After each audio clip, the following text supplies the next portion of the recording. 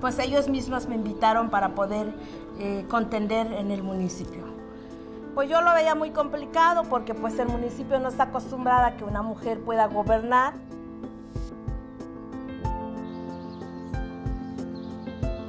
Pero pues más sin embargo tomé la decisión de decir, bueno, pues me voy. Entonces estaba puestísima de lo que podía enfrentar. Y finalmente acepté.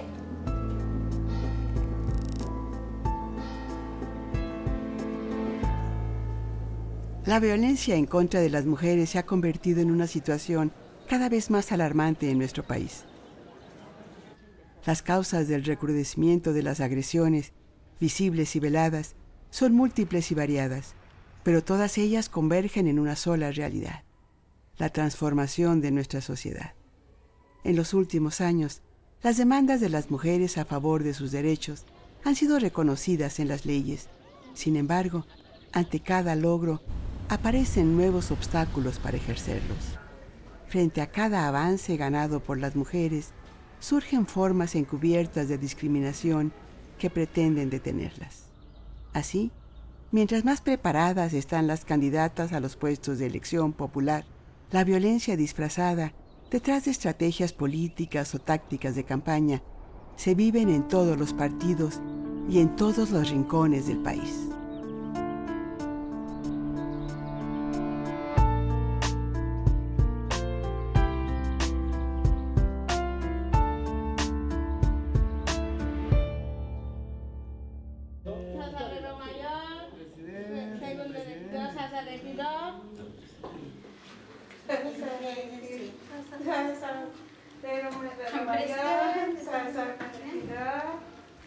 Pues las elecciones también los tuvimos muy complicado porque cuando empecé a hacer campaña recibía muchas amenazas, me persiguieron y pues nunca metí miedo. Dije, pues voy a seguir caminando, tengo que luchar para muchas mujeres y para los hombres que también ya me confiaron, porque esa es una confianza. Y pues también ellos estaba por encima la dignidad, porque si no defendía, si iba a meter el miedo, pues no hubiera podido ganar y seguir o mostrarles que también se puede gobernar a una mujer. El caso de Rosa Pérez, originaria del poblado de Chenaló, Chiapas, y hoy presidenta municipal de su comunidad, representa la voluntad de muchas mujeres de las zonas indígenas a cambiar sus costumbres ancestrales para participar en las decisiones políticas de sus pueblos. La presidencia municipal lo gané por dos sistemas. Uno que es por usos y costumbres, que es mediante plebiscito, se convoca a nivel municipal, que San Pedro de Chenaló tiene alrededor de 50,000 habitantes dentro de los municipios. Vuelvo a contender por usos y costumbres de nuevo en el 2015 y finalmente gano. Y voy a la contienda electoral, volví a ganar, entonces pues hoy logro ser presidenta municipal constitucional y pues ya nos queda 7 meses para terminar el cargo, pero dentro de todo pues nos ha costado mucho, ha sido muchos obstáculos. Venimos a manifestar, a pedir que se mantenga la paz social en el pueblo de San Pedro de Chenaló. Vamos a pedir a la Constitución Política de los Estados Unidos Mexicanos que se respete la paridad de género. Al contrario, queremos más espacios, que las mujeres estén en el poder, logran ser presidentas municipales. No todas las mujeres que han sufrido violencia política o han sido violentadas o discriminadas tienen la misma disposición de Rosa Pérez para denunciar prácticas de intimidación dentro y fuera de su partido, ni la capacidad para reconocer los círculos de violencia generados en su entorno por el simple hecho de ser mujeres.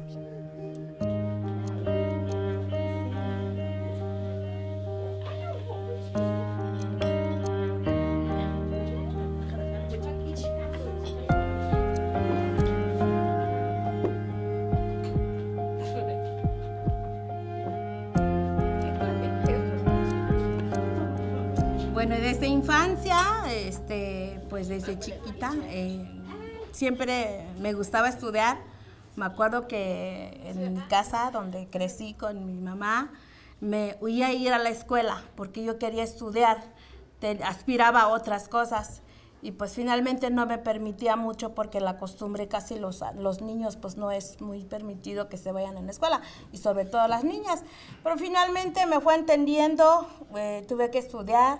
Estudié en el poblado Yapteclum, de allí crecí, de allí soy, y pues salgo en la comunidad, estudio en Tuxtla, la preparatoria. Pues me inscribo a una universidad en San Cristóbal, en la Facultad de Derecho, y pues igual, orgullosamente termino la carrera, soy abogada, estudié una maestría en amparo constitucional y una maestría en ciencias penales en una escuela particular donde terminé la carrera, que es en la Manuel José de Rejos en San Cristóbal. Me inscribí a una escuela para estudiar el doctorado y terminé un doctorado en ciencias políticas y sociales. En cualquiera de sus formas, la violencia física o simbólica afecta el desarrollo de las mujeres. En el caso de la actividad política, el terreno es fértil para sembrar la duda, la inseguridad y el miedo. La violencia psicológica y emocional es uno de los mayores retos que las mujeres deben enfrentar en su trabajo cotidiano.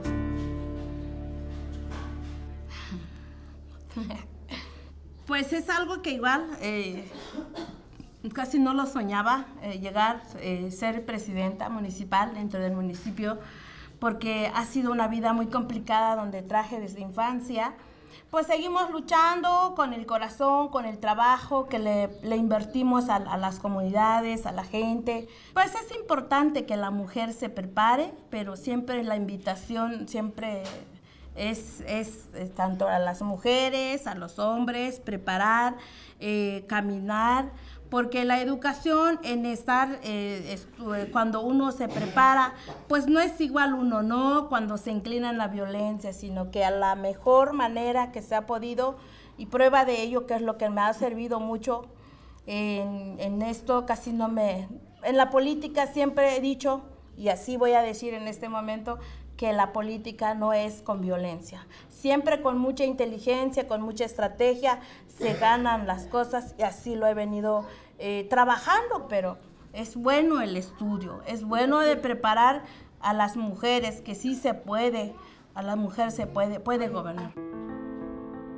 Las máscaras de la violencia política suelen confundirse con las relaciones naturales, cotidianas y derivadas de las costumbres de nuestra sociedad. Por ello, no siempre es fácil distinguir cuando a una política se le niegan sus derechos como persona o es agredida por su condición de mujer que rompe los estereotipos. En el Tribunal Electoral Federal, gracias a la Justicia Federal, al Tribunal Electoral Federal y a las mujeres también de México, porque pues me apoyaron a varias mujeres, hablaron por mí, también la ONU Mujeres, la Corte Interamericana, que eso le agradezco mucho a la justicia, que por eso hoy regresamos de nuevo.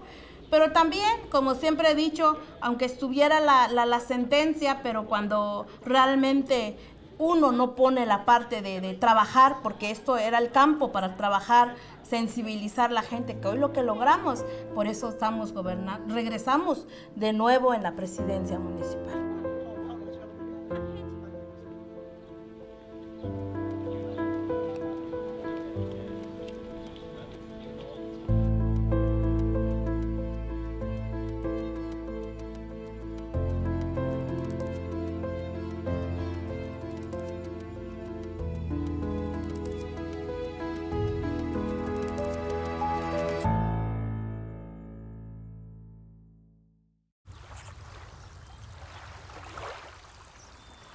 Cuando me tocó ser candidata por Xochimilco, lo que sentí mucho enojo, muchísimo enojo, por esta forma de querer vulnerar la propuesta política de las mujeres, siempre la descalificación personal. Esa es la guerra sucia que se realiza en contra de las mujeres en el ámbito político comunitario, la descalificación personal.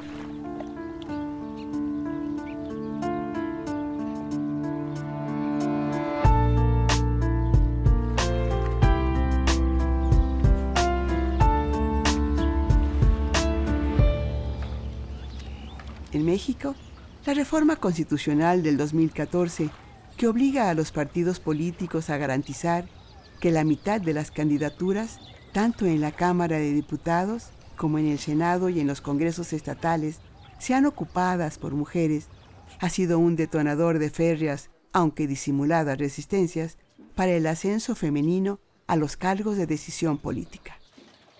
Estaba el tema de la paridad, había que aplicarla, sí, 50-50 y aplicarla a nivel horizontal y a nivel vertical. Entonces, había distritos que ya estaban trabajados por hombres. Entonces, decirles, pues es que por estos equilibrios hay que meter aquí mujer, generó muchos disgustos. En 2015 se me da la oportunidad de ser candidata al Distrito 39 de Xochimilco.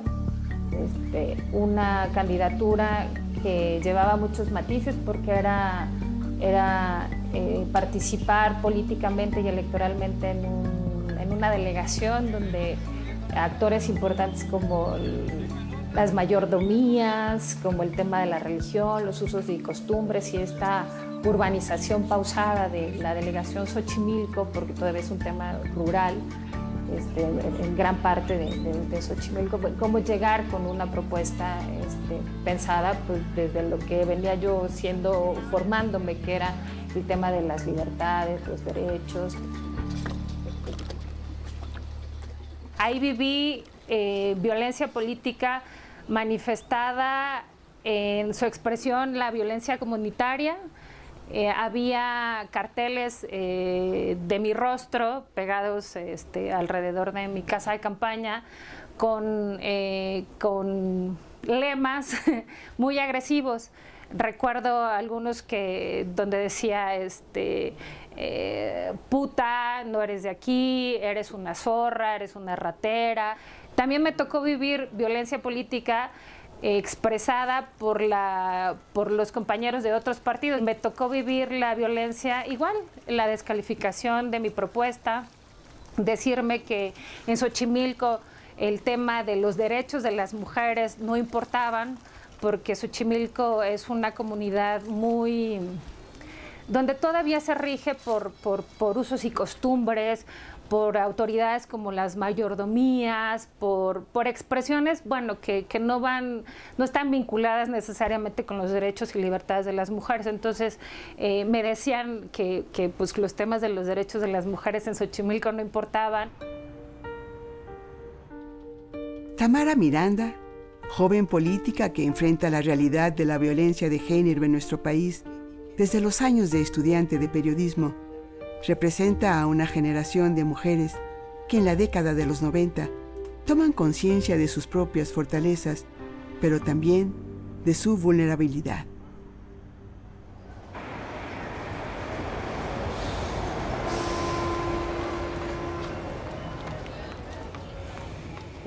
Éramos una población estudiantil en donde el periodismo dedicado a o pensado que se pensaba que era solo para el ejercicio de los hombres, empezamos a ver que la participación de nosotras las mujeres era importante. Compañeras mías están participando y se profesionalizaron en el periodismo deportivo, en el periodismo político, y bueno, creo que ahí fue un momento importante porque pues empezaron a abrir los espacios, ¿no? Y a cerrar las brechas de desigualdad en estos espacios que eran pues, pensados para los hombres.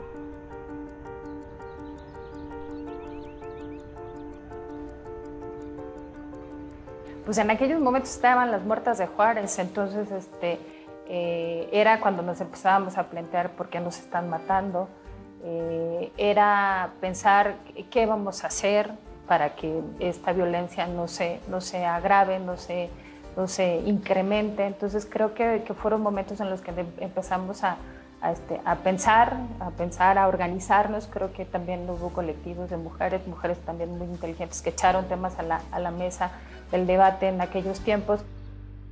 ¡No a la violencia contra las mujeres! ¡Alto a la violencia contra las mujeres! Calificar de feminicidios a las asesinadas por el simple hecho de ser mujeres fue un largo debate de género que se ganó en muchas tribunas. Sin embargo, para las sociedades machistas, aceptar que el cuerpo de las mujeres es un patrimonio y una responsabilidad individual y propia de cada una de las mujeres sigue siendo un tema controversial. Algunas instituciones públicas y privadas o de corte religioso se asumen como jueces y guías de los comportamientos femeninos. ¡Defendiendo sus derechos! ¡Este cuerpo es mío! ¡Mío, mío, mío! ¡Este cuerpo es mío! ¡Mío, mío, mío! Todas las violencias que existen en contra de las mujeres, no creo que sea un tema en el que nosotras seamos permisivas, no, eso no creo que sea así.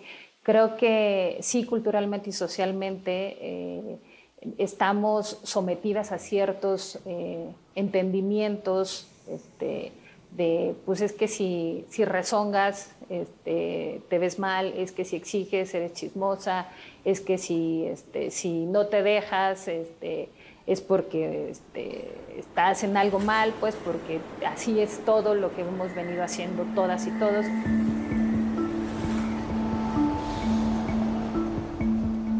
Actualmente, el término de violencia política ocupa un lugar preponderante en la discusión pública. Pero ante la falta de una legislación que defina y sancione el término, organismos públicos y civiles crearon el protocolo para atender la violencia política contra las mujeres como un instrumento para empezar a visibilizar lo que muchas veces queda oculto a la mirada de la sociedad y de la ley.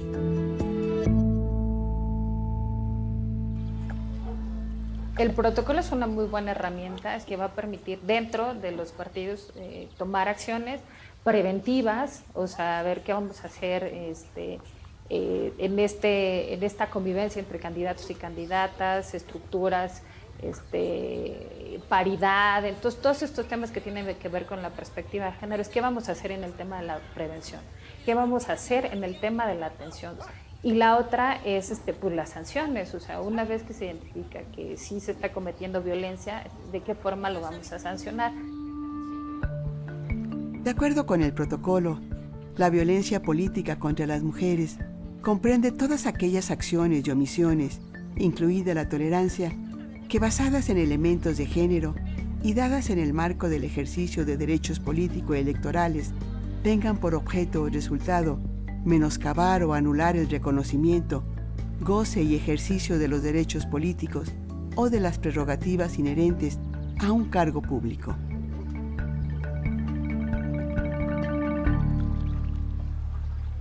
Desde un principio busqué no involucrar a mi familia en el tema de político. En el caso de la campaña, no las involucré a mis hijas, en este caso ni a mi familia, ni a mis padres, ni a mi pareja, ni a mis hermanos, ni hermanas, porque sabía yo que llegaba a un distrito que era un distrito muy complejo. Yo no era oriunda de ahí, era de uno que está muy cerca de ahí, y decidí no involucrarlos. Sí puede ser por un miedo que tenía yo de mezclar mi trabajo, que era un trabajo en ese momento que yo consideré de alto riesgo.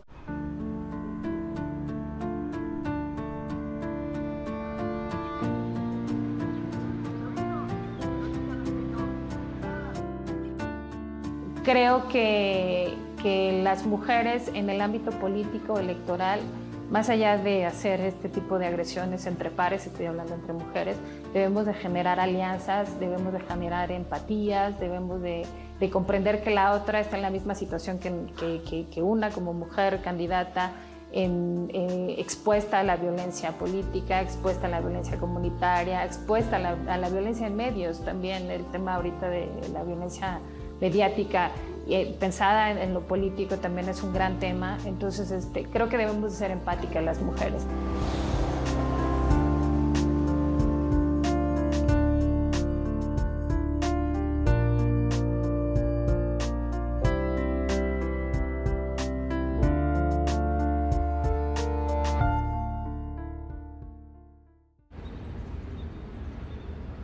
La primera vez que yo sentí esa desventaja fue cuando yo fui consejera electoral en el INE.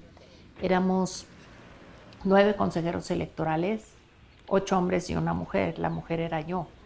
Entonces, pues no había ningún tipo de contrapeso, digamos. Era dominantemente hombre. ¿Y esto qué quiere decir? Quiere decir que las formas, ¿qué diré? La forma como se hablan hombres cuando nada más están con hombres es distinta de las mujeres cuando nada más estamos con mujeres. Entonces esa desproporción sí hacía que yo sintiera que no participaba de todos los espacios de discusión.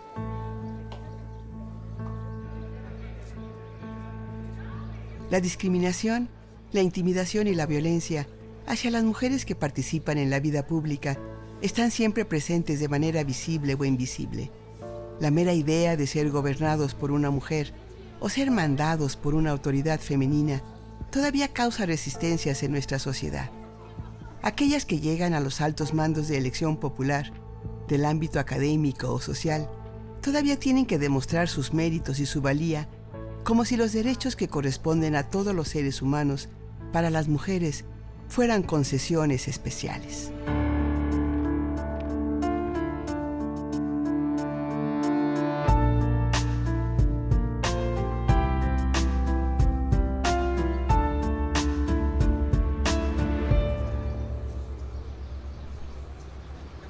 Creo que el movimiento del 68 encabezado por los estudiantes fue un movimiento que trastocó lo que era esa forma de estar tranquilo y de estar cómodo en México, ¿no? Y de poner el énfasis en la necesidad de reivindicar los derechos distintos. Entonces no había un movimiento de mujeres detrás. Realmente el movimiento de estudiantes era un movimiento a favor de libertades. Éramos estudiantes que sí entendíamos que empezábamos a ser parte, si quieres, del escenario público, cambios que tenían que ver con cuestiones de cómo nos ubicábamos las mujeres en el terreno sexual, que cómo nos involucrábamos en el terreno político. Entonces, pues todo eso es un momento en que las mujeres sí empezamos a descubrir lo que es estar en el mundo, a lo mejor todavía no en una situación de igualdad con el hombre, pero sí empezar a irrumpir en ese mundo que a lo mejor en una generación anterior había costado mucho trabajo poder ingresar, ya no digas ser actores o protagonistas centrales, ¿no? El movimiento del 68 dejó una marca indeleble en nuestra sociedad. Jacqueline Pechard, estudiante de Sociología en la Universidad Nacional Autónoma de México, en aquellos años, habla en retrospectiva de lo que significó para una sociedad llena de atavismos las demandas estudiantiles y sociales planteadas en la década de los 60 en nuestro país. El espacio universitario es un espacio de libertades. Eso es muy importante y entonces, aunque yo viniera de un contexto tradicional y de educación religiosa, entrar a este espacio de libertades fue una gran experiencia. Entonces, eso hacía que las mujeres, independientemente de lo que trajéramos digamos, de formación familiar, entrábamos a este espacio y entonces nos involucrábamos más o menos rápidamente. Los espacios universitarios son espacios en donde la manera como estamos insertas las mujeres y los hombres, aun cuando sigue habiendo un mayor número de directores de facultades y de institutos hombres que mujeres, de todas maneras la vida académica es una vida que sí está muy igualada en términos de sexo, ¿no? De distintos sexos.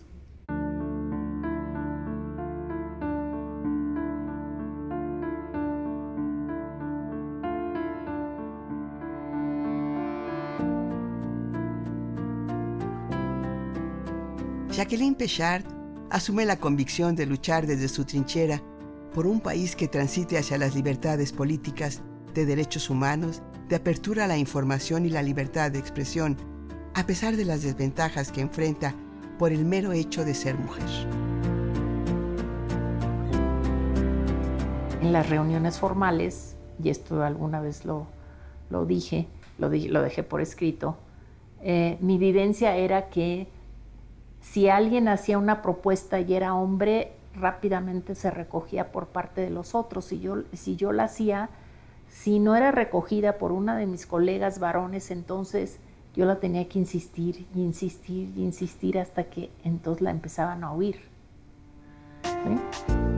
Consejera del Instituto Federal Electoral y comisionada presidenta del Instituto Federal de Acceso a la Información, no son pocos los obstáculos que ha tenido que enfrentar en el ejercicio de sus funciones, ya que por un lado, los colegas dicen estar a favor de la inclusión de las mujeres, pero en los hechos son los primeros en manifestar su incomodidad frente a una mujer que es su superior jerárquico en alguna estructura institucional.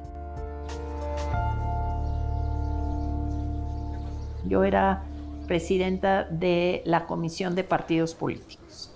Entonces yo presidía la comisión que tenía que ver con registro de nuevos partidos. Y entonces llegaban los que aspiraban a tener el registro de un nuevo partido y entonces nos sentábamos de un lado los consejeros y de otro lado pues los que llevaban los directores o los directivos de ese partido. Y entonces yo hablaba y les decía, a ver, y reunieron tales requisitos y saben que tienen que...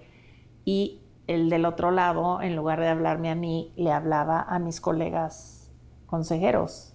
Y yo le decía, oiga, la presidenta de esta comisión soy yo y la que le está hablando soy yo. Sí, yo lo sentía como una agresión, como como menosprecio, como un menosprecio al ser mujer, ¿no? Es decir, aunque yo creo que tenía las mismas credenciales que mis colegas y habíamos llegado bajo el mismo procedimiento, sí en este trato había una suerte de desprecio hacia la mujer, ¿no? Entonces sí es una cosa que tiene que ver con una agresión, ¿no? Aunque no sea ni siquiera consciente de parte del otro, ¿no? La que la hace consciente es la que vive la agresión.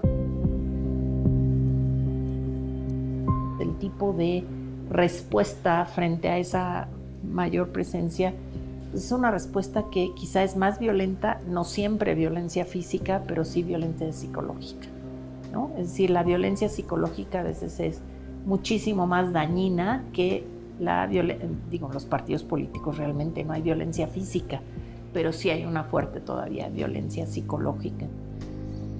Sin embargo, cada vez más mujeres de todas clases sociales y generaciones, políticas, académicas y profesionistas, estamos decididas a ejercer los derechos que nos corresponden, exigiendo a todos los miembros de nuestra sociedad y gobierno garantías para hacerlo en condiciones de igualdad y seguridad.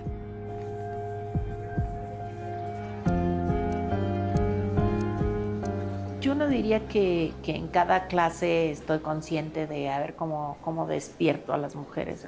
En la medida en que uno pueda convocar tanto a los chicos como a las chicas, yo me siento bien. Creo que no necesito darles un espacio especial a las mujeres. Ellas, las chicas estudiantes, lo tienen en el salón de clases. Se lo han ganado. Yo sí creo que se lo han ganado.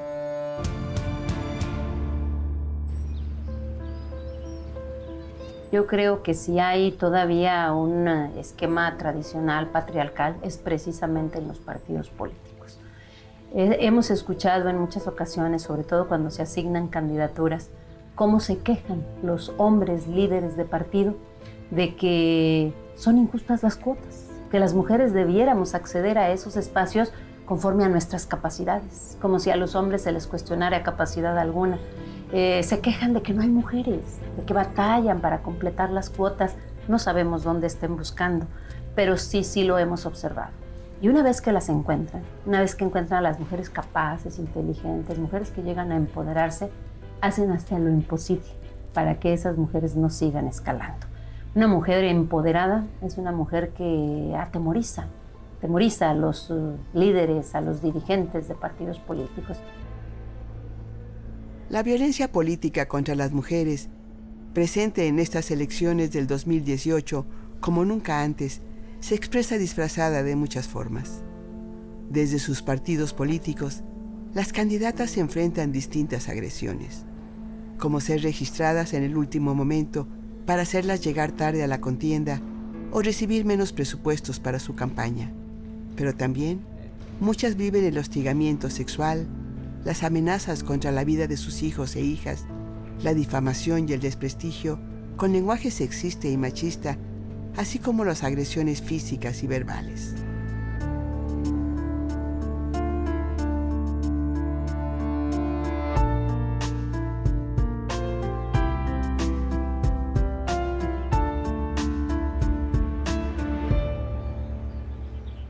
Cuando decidí contender por un puesto en aquellos años, entonces es cuando salieron todos los defectos y los descalificativos hacia mi persona. Nuevamente, cuando necesitaban una candidata que les ofertara votos, me volvían a llamar para que yo fuera su candidata. Entonces, ha sido una historia de encuentros, de desencuentros y de reencuentros con hombres y mujeres dentro del partido, pero sí se reconoce y he vivido, por supuesto, la violencia. Desde hace más de 20 años, Nora Rubalcaba Gámez, profesora en educación primaria, licenciada en educación media y licenciada en Derecho con especialidad en Derecho Constitucional, decidió participar en política para contribuir a la transformación del país. De entonces a la fecha, ha sido regidora, diputada local, candidata a senadora, candidata a diputada federal y 2 veces candidata a la gobernatura de su natal Aguascalientes.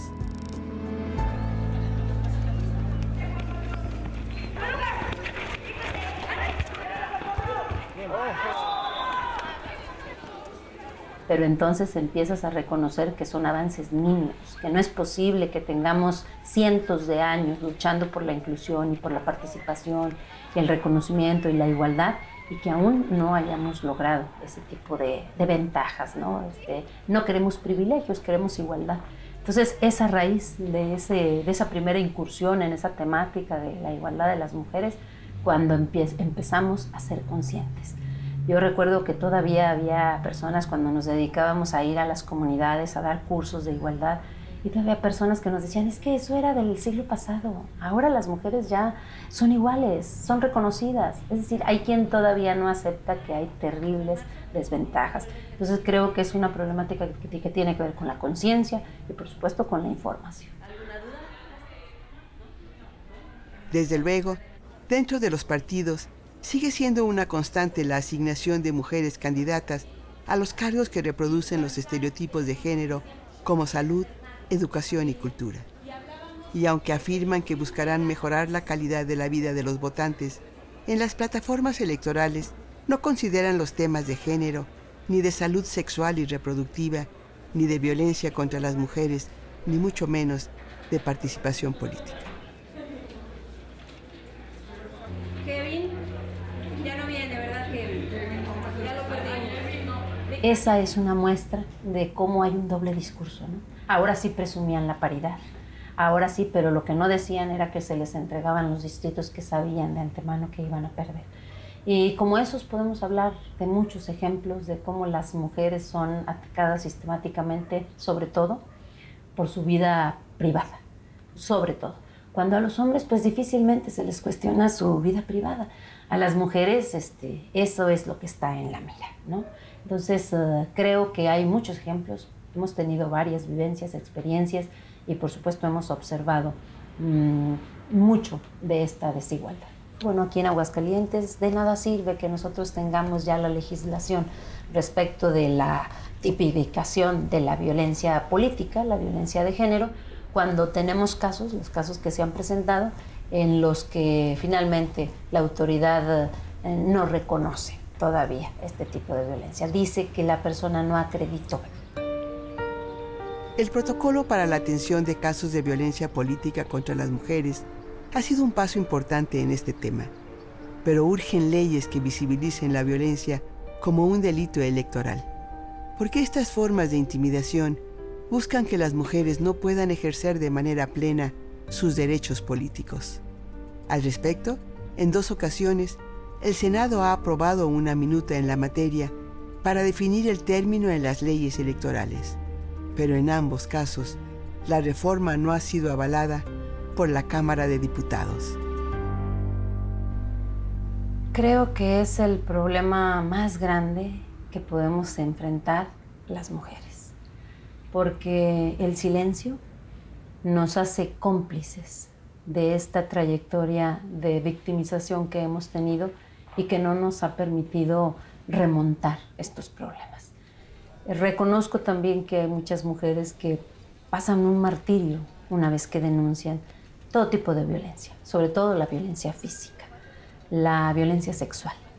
La violencia económica, pues no se diga, es la menos denunciada quizá, pero creo que mientras no visibilicemos esos tipos de violencia, difícilmente vamos a poder combatirlas. No podemos enfrentarlas con el silencio. Entonces, el llamado es precisamente a que cuando se es víctima de cualquier forma de violencia, mínimo hay que expresarlo, porque el hecho de expresarlo, de verbalizarlo, nos ayuda mucho al siguiente paso, que es enfrentarlo y, por supuesto, contrarrestarlo.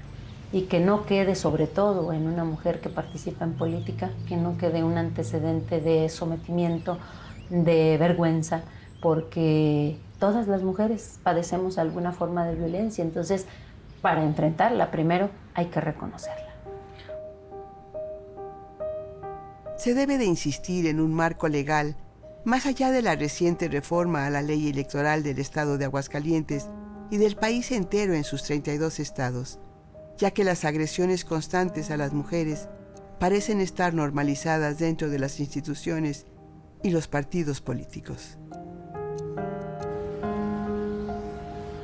La paridad de género, que para nosotros, bueno, pues ya es la igualdad política. Ahora nada más hay que garantizarla, porque finalmente no necesariamente esta reforma nos hizo presentes en los congresos o en las posiciones de poder de una administración pública, federal, local o estatal. Entonces creo que eso es lo que todavía nos falta, pero creo que esas son las acciones más solidarias en las que nos queda muy claro que independientemente de nuestra ideología, luchamos las mujeres por seguir abriendo camino.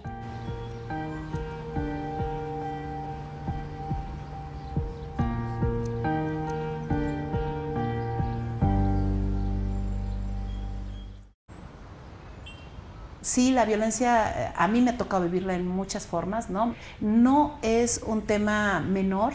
A estas alturas, con tantas leyes, con tantos ordenamientos jurídicos, con tanta defensa femenina, tenemos historias que todavía no salen a la luz, y no salen a la luz por distintos temores. En el caso concreto de nosotras, siempre se utiliza nuestra forma de cómo ascendemos al poder, entre comillas.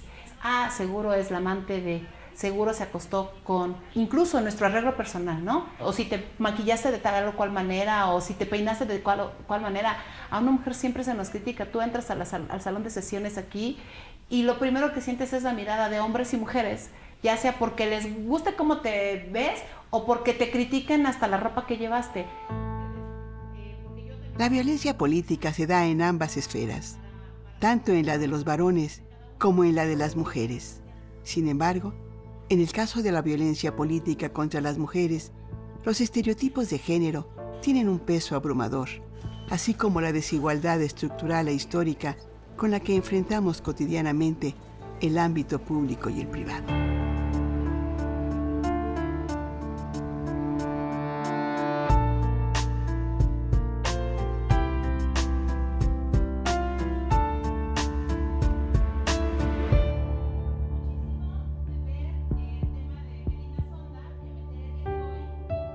Yo sufrí violencia física con una pareja que tuve, un novio, que por primera vez después de 20 años, hace aproximadamente un mes, pude decirlo públicamente porque ya estaba afectando también mi vida personal, ¿no? En fin, y eso es muy difícil decirlo porque yo comprendo mucho a las personas que sienten que esta es una vergüenza para decirlo, y claro que te avergüenza, ¿no? ¿Cómo una mujer empoderada va a permitir o a decirle al resto del mundo, ¿qué crees? Pues fíjate que yo sufrí violencia física, ¿no?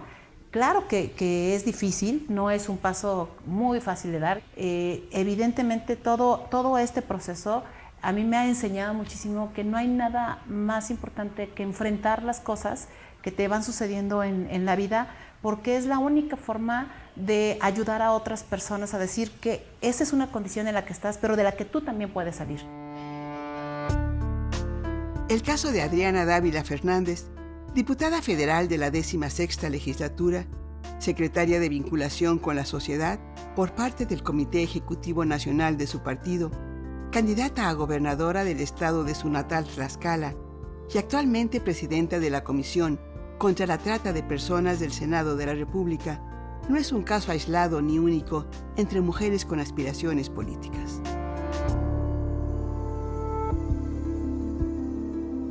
Soy la séptima de 8 hermanos, ¿no? Mi mamá se dedicaba al trabajo doméstico.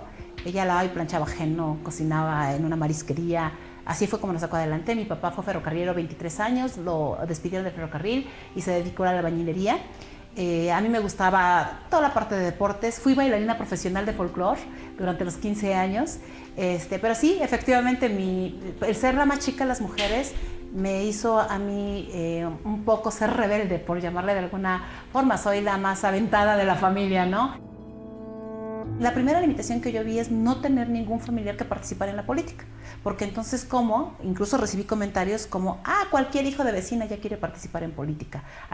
En mi primera campaña como candidata a diputada local, cualquier hijo de vecina, ¿no? E incluso mi mamá que lavaba ajeno decía, la hija de la lavandera, ¿no? Esos comentarios despectivos que al principio te dan cierto coraje. Tomar conciencia de nuestros derechos y de las realidades que tenemos que enfrentar para defenderlos es un paso muy importante en lo individual y en lo social. En lo individual, porque nos permite detectar nuestras debilidades y fortalecer nuestra voluntad para seguir adelante en la lucha por la igualdad. Y en lo social, porque impulsa el diseño de medidas, leyes y políticas públicas que corrijan las injusticias estructurales de nuestra sociedad desde la trinchera en la que cada una decida participar. Por supuesto que estoy de acuerdo en que tengamos hoy un proceso de paridad, pero el verdadero cambio se hace a través de la conducta, no necesariamente de la norma.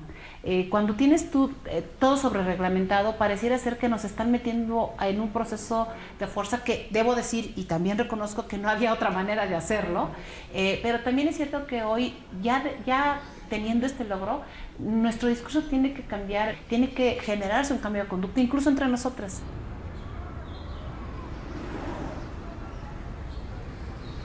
Hoy estoy aquí no por otro tema.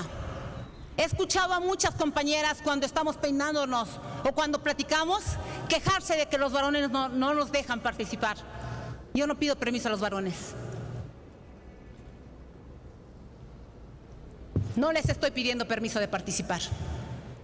Las quejas atrás son muy buenas, pero decir las cosas de frente son todavía mejores. Lo lamento por todas aquellas que peleamos espacios, pero que dejamos que nos avasallen.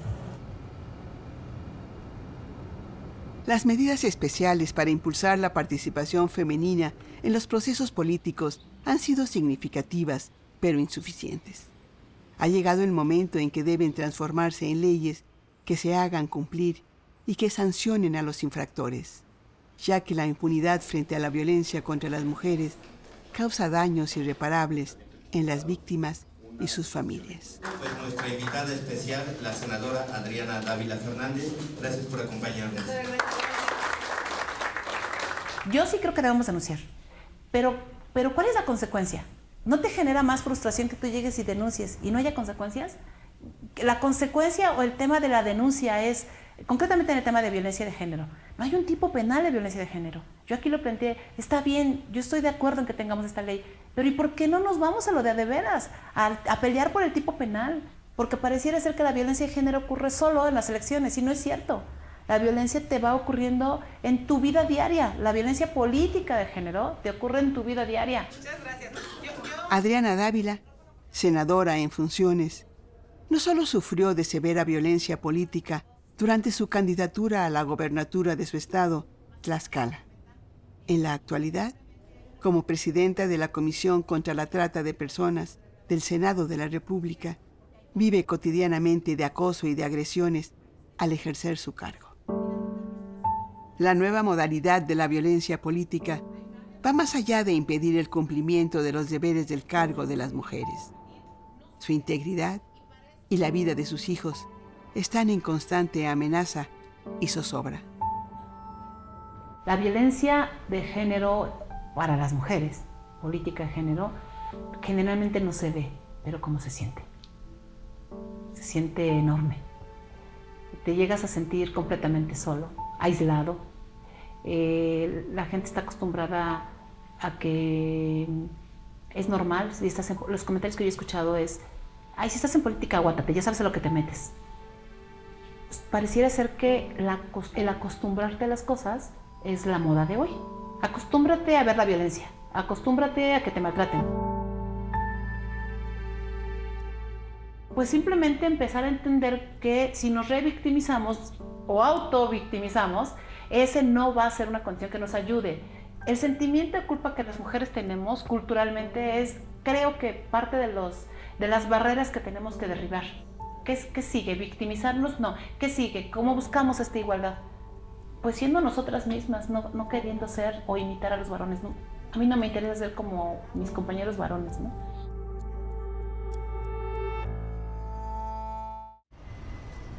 Entro yo como magistrada, me nombra el Senado de la República en 2014, pero desde que llego yo al Tribunal Electoral me encuentro que tengo 2 compañeros varones. Mis 2 compañeros varones desde un inicio pues me hicieron saber que no les gustaba trabajar con mujeres. El trabajo que se fue dando día a día se fue complicando y complicando porque me trataron de hacer a un lado, trataron de disminuir mis facultades como magistrada y una manera de hacerlo era estar obstaculizando las cuestiones que a mí me tocaba decidir. La violencia generalizada contra las mujeres se ejerce en lugares que parecerían impensables. El Tribunal Electoral del Estado de San Luis Potosí es un órgano autónomo especializado encargado de resolver controversias en materia electoral y proteger los derechos político-electorales de los ciudadanos, es decir, de impartir justicia en el ámbito electoral. Desafortunadamente, las conductas de discriminación y violencia se recrudecieron cuando una mujer fue designada a ocupar uno de los más altos cargos de este tribunal electoral, como el de magistrada.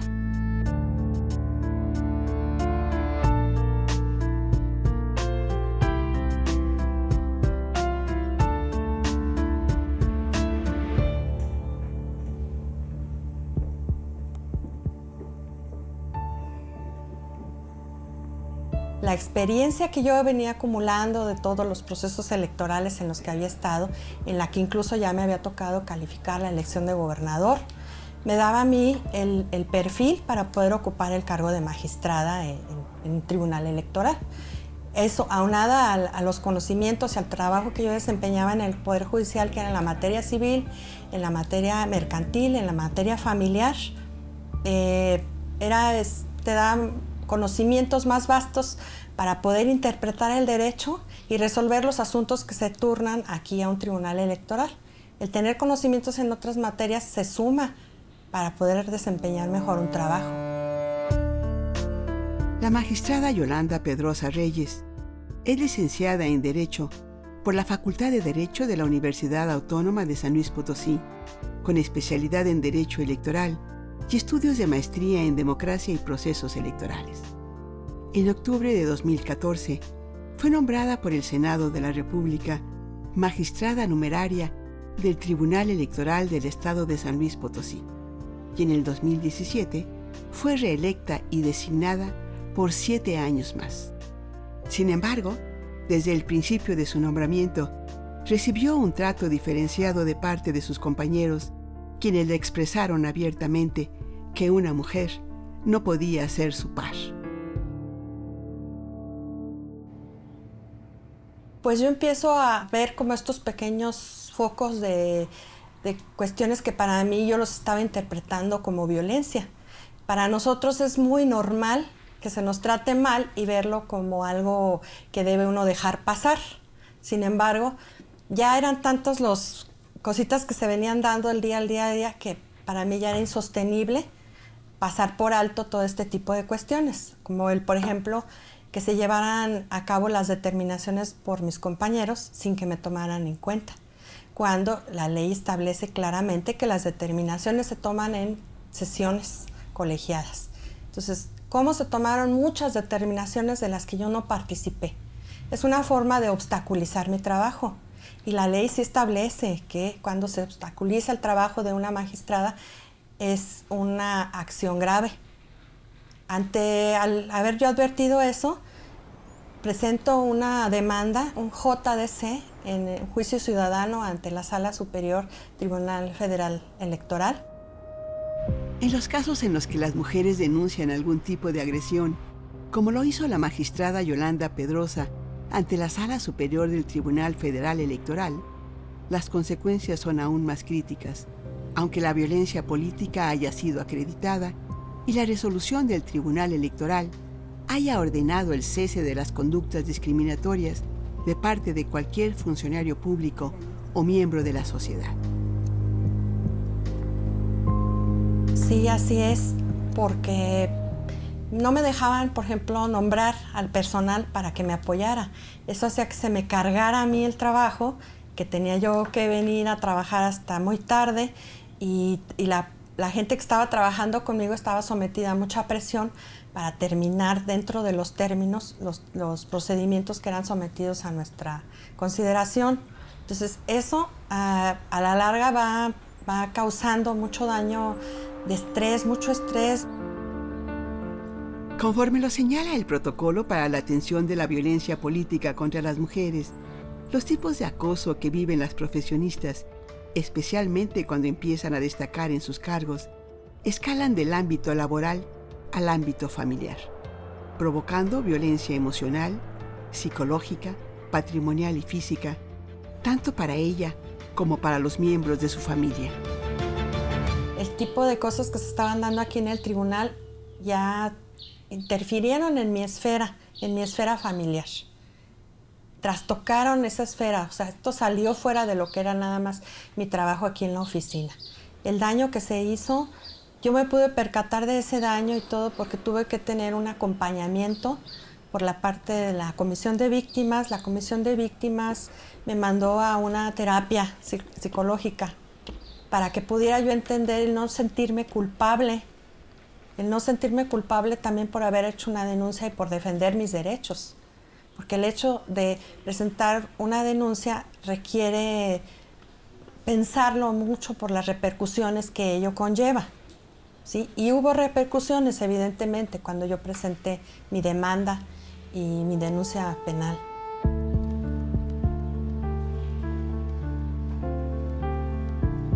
En el momento en que yo hice mi denuncia, bueno, algunas compañeras me llegaron a decir que ellas también estaban sufriendo de lo mismo, pero que no se atrevían a denunciar.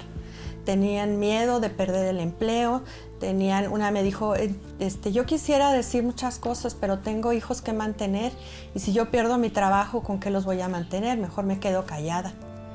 Hubo otra compañera que me dijo, no eres la única que ha sufrido eso, pero no tienes que andarte exhibiendo y haciendo eso, o sea, tienes que guardar silencio. Las cosas no se arreglan de esa manera. No son los tiempos para hacer este tipo de denuncias. Yo me pregunté, entonces, ¿cuándo va a llegar ese tiempo? ¿Cuánto vamos a esperar para que esto suceda?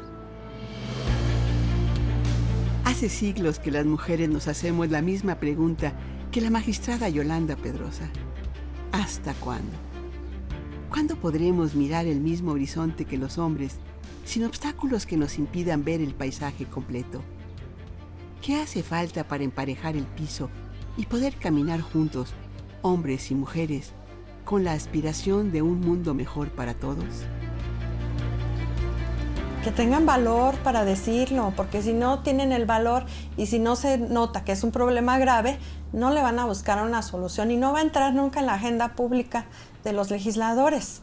Cuando se vea que este fenómeno es grave y se vean los índices de violencia que de verdad existen, que todos los dicen por acá, por entre chismes de café, que le hicieron, que le volvieron, pero oficialmente no lo dicen.